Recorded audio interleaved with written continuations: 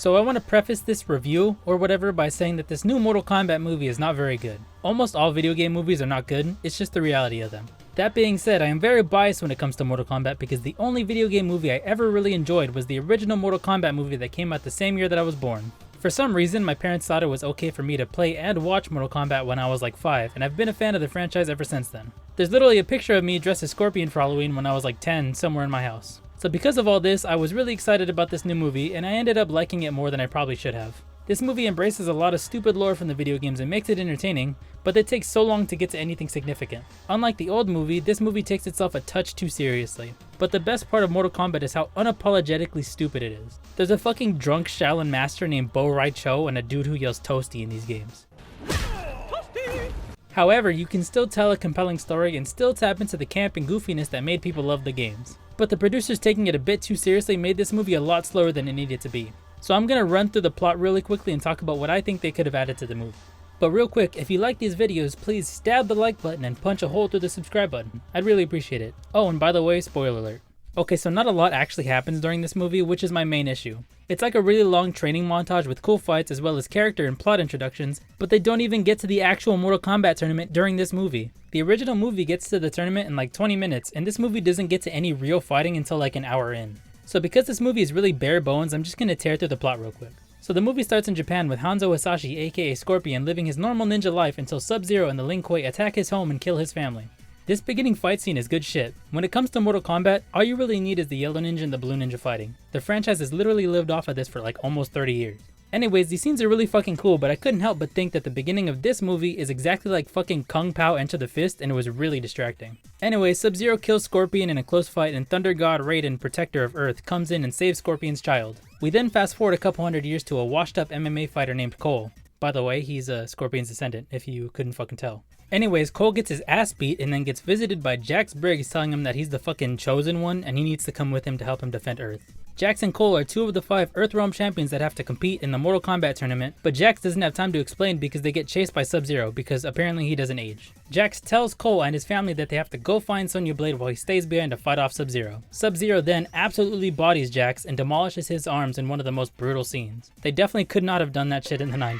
Anyways, Cole meets Sonya Blade, who is this regular ass person, and she really wants to be an Earthrealm champion, but I guess Raiden doesn't think that women can fight or something? I don't know, it's kinda fucked up. Anyway, Sonya happens to have captured this fucking Australian who happens to be a champion. His name is Kano. He's a big asshole and he's clearly a villain. They both explain to Cole that if you kill a champion, you inherit their position as a champion. Gee, I fucking wonder what's gonna happen between these two. Also, this movie always throws in a fight whenever they know the audience is getting bored, so they fight and kill Reptile, who is one of my favorite characters. I was pissed that he died so early. Anyways, they say they need to get to Raiden's temple, and for some reason Kano knows where that is because the plot needs him to. Sonya and Cole talk their way into coming with him despite the fact that they both obviously hate him. They end up in the middle of nowhere and fart around until Liu Kang finds them sitting in the middle of the desert and shows off his cool little firearms that he's got. Liu Kang tells them that he's a champion and then tells them that they're running out of time and that he'll train them if they come to the temple. Liu Kang explains the process of the Mortal Kombat tournament, and because Earthrealm has lost 9 tournaments in a row, if they lose again they'll be conquered by spooky ass Outworld. They suddenly get attacked by Shang Tsung and his goons, but Raiden puts up a little force field in his temple and they just wait around twiddling their thumbs until they can fight. Oh, by the way, that's Shang Tsung. He's the bad guy in this. He's usually a cool and interesting villain, but he looks really fucking goofy in this movie.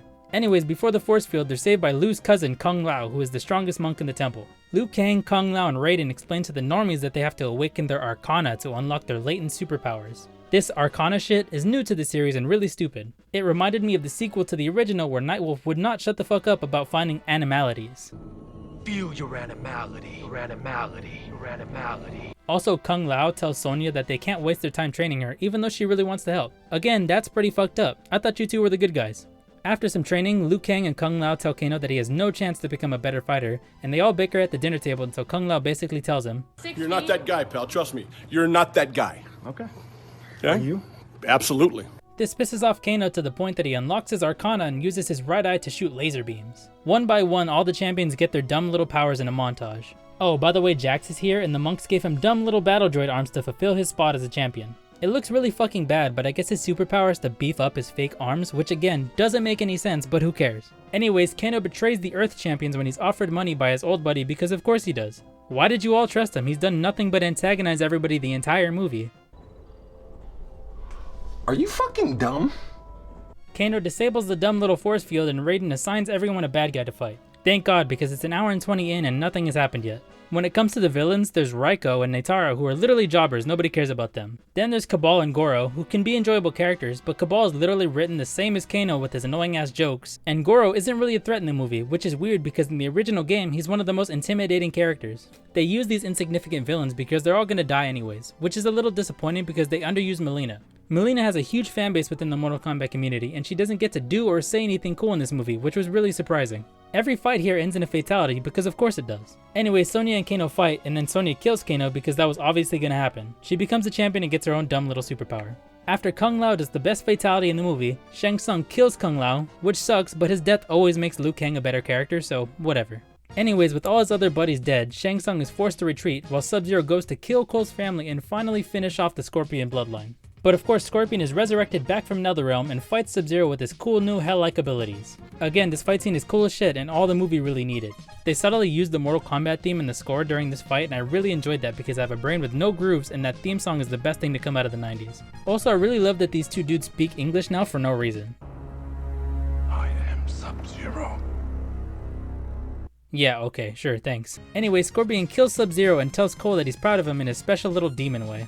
The movie ends with Cole hinting at finding other champions to actually compete in Mortal Kombat in the next movie. All in all, it's a very goofy movie. I was really excited for this movie, but in the end it felt really hollow. The only excuse that I can find is that they really wanted this to be a trilogy and had to stretch out what should have been an hour of a movie into a full-length one. The parts of the movie I expected to like, I had a blast watching. The fighting scenes are pretty good in this movie, and when it comes to Mortal Kombat, you just want to see ridiculous, gruesome fighting, and this movie has it. The references to the source material don't really get on my nerves even if they're corny. The best one hands down is Liu Kang spamming the low sweep that you can do in the games. Also, my favorite fatality in the game is usually when Kung Lao does some foul shit with his hat, and when they did it in the movie, I went nuts in my living room. Also, I strangely really liked Sonya's character in this movie. I never really liked Sonya in the game because she's really just a normal ass person who fights well. In a world full of ridiculous ninjas and otherworldly creatures, it's hard to be impressed by a regular ass person. But in this movie, they do a great job of showing how much Sonya wants to be a champion, and watching her get there is like the only plotline that's good. The flip side of that is that Cole is a regular person too, and his progression is pretty boring. When they announced Cole being the protagonist, I was worried because he's a new character and a normal dude. Unfortunately, I was right, because every time he was talking to his family or complaining, I was checked out. I also saw that people really liked Kano, but honestly during the second viewing, all his little quips just get annoying. Dude has charisma though, good for him. I mentioned earlier that they misused Mileena, and they don't even really explain her character. Mileena is the daughter of the King of Outworld, Shao Kahn, basically the strongest villain in the story. Mileena is a clone of his adopted daughter named Katana. When Mileena was cloned, she was mixed with Tarkatan blood, and that's why she's got that freaky ass mouth. If they included Katana and a Tarkatan as villains instead of Raiko and Natara, they could have had a cool scene introducing Mileena and freaking out Katana, making her a good guy. Instead, Mileena dies and we'll never find that out. The highlight of the movie for me was the writers making Sub-Zero a full-out ruthless villain. In the game, it's not even actually him that kills Scorpion's family, it was a misunderstanding. But in this movie, he is a maniac and way stronger than everybody else, and I love that for him. In the game, Sub-Zero always dies, but then gets replaced by his younger and nicer brother. But the older Sub-Zero gets resurrected as a shadow ninja named Noob Saibot, and if he's in the second movie, I'm gonna lose my shit. Anyways, realistically, this movie is like a 2 out of 7, but because it has me excited about the next couple of movies, I'm gonna give it a temporary score of 3 out of 7. If the next movie is good, I'll upgrade this to a 4. If it's bad, it's going down to a 2. Either way, more Mortal Kombat for me is always a good thing.